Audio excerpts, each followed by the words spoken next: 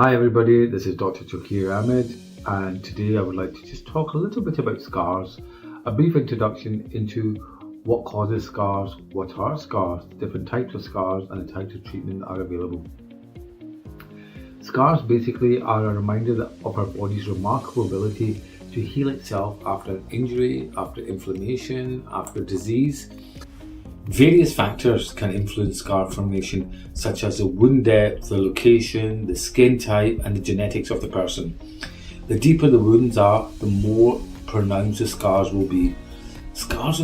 With regards to location, scars in certain parts of the body are more prominent than other areas.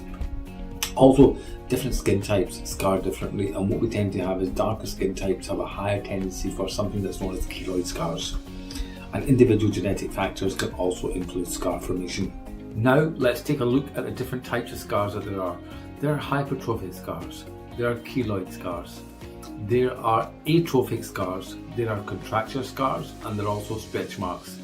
In addition to this, I would like to say that there are some what's known as surgical scars. However, they do tend to mature into one of the first three. So that's either a hypertrophic, keloid, or atrophic scar.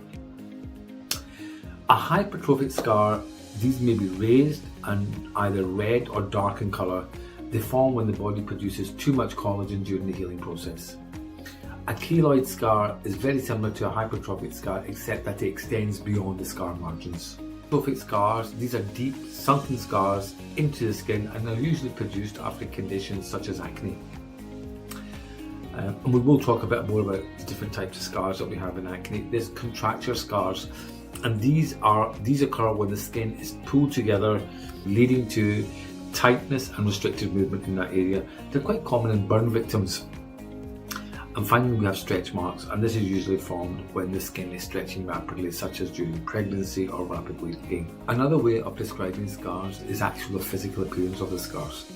So, we have talked about it being whether a hypertrophic, a keloid, atrophic, a contracture scar, or a stretch mark.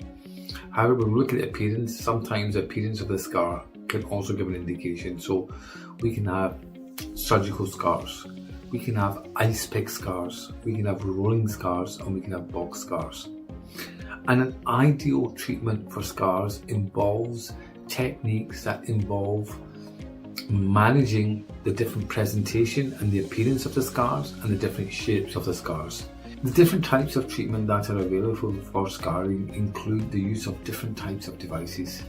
The fundamental principle that we use is that we try to reduce the scar. So if you imagine this being the skin and this being the scar, what we're trying to do is bring the base of the scar up and take the edge of the skin down so we have a uniform appearance. And in order to do this, we have different techniques and we have different instruments and lasers available.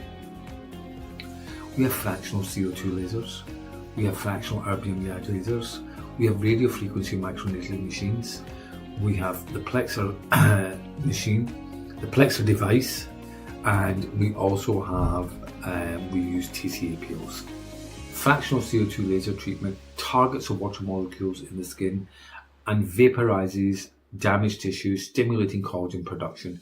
It is very effective in reducing the appearance of scars and improving the skin texture.